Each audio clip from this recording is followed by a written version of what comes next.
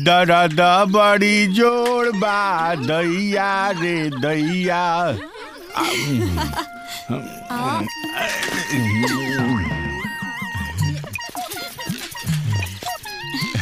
अरे सब साली लोग दंड चूस रहा है। हाँ? दंड?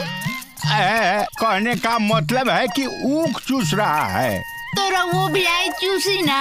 अरे हम केना चूसेंगे, हमरा तो डायबिटीज हुआ है। चूसिए चूसिए। हाँ, ये चूसना आगे बहुत काम देगा। मतलब? कहने का मतलब है ना, चूसने का आदत पड़ जाएगा ना तो दर्द कम होगा। दर्द ना होई? कहाँ दर्द ना होई? हम केना बताएंगे कि कहाँ दर्द होगा कि नहीं होगा।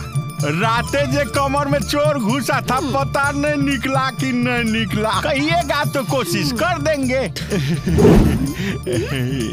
अच्छा पंडित, तब तो घुसल रहा रात के रत जग्गा में। मुझसा अब देखा, तरी पंडित जी के नाश्ता पानी करा दे जा। नहीं, हम अभी नाश्ता करके आए उधर से। अभी नाश्ता करके। भोजन कर ली ही? हाँ, भोजन का तो टाइम हो गया है। अच्छा ताई ना, नीचे तो उतरी। नीचे उतर के भक्त का बात हम नहीं काट सकते, समझे ने। जजमान लोग के लिए ने और सारी लोग के लिए तो जान निछावर है, समझे कि नहीं। बैठेंगे कहाँ? अरे गमछा गमछा तो छेबे करें, वही बिछाएंगे। हाँ हाँ, अच्छा बैठी। अच्छा।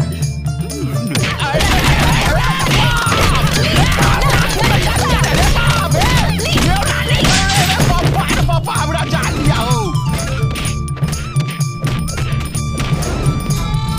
अरे बा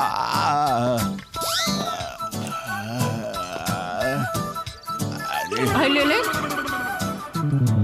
ये की है? हलवा खाए, आराम मिले। हलवा है? अच्छा।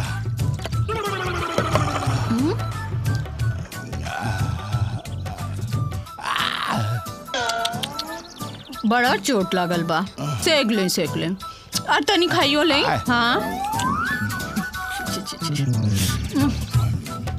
हमरा चोट को नहीं देखिए, आप अपना चोट को देखिए। कहने का मतलब नहीं समझी। घर में जवान बेटी होती है ने तो वो चोटे के समान है। हाँ? का करी पंडित जी, रहुए कहले बानी ना ओकर मंगल दोष बा। हे भगवान। तो उसका काट है नहीं? काट है? हाँ, ये है, देखिए। हाँ, इस पे नहीं, इधर देखिए।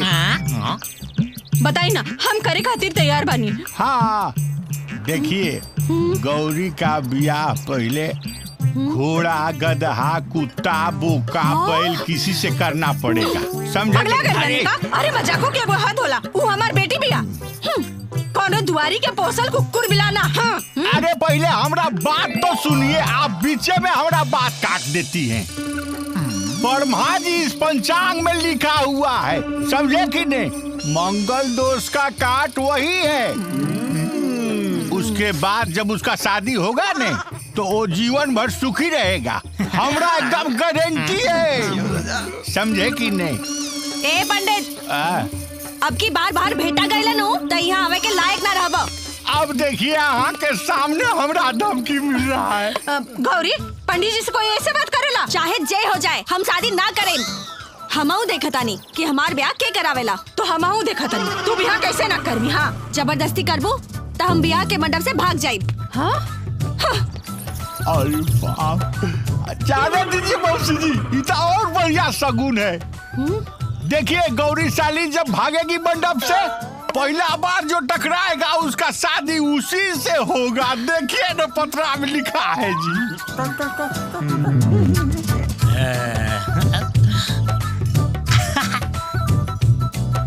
अब तो हमरा शादी पक्का हो गया। सबसे पहले हमरे से टकराएगी, काहे कि हिया और कोई सुन तो नहीं रहा है।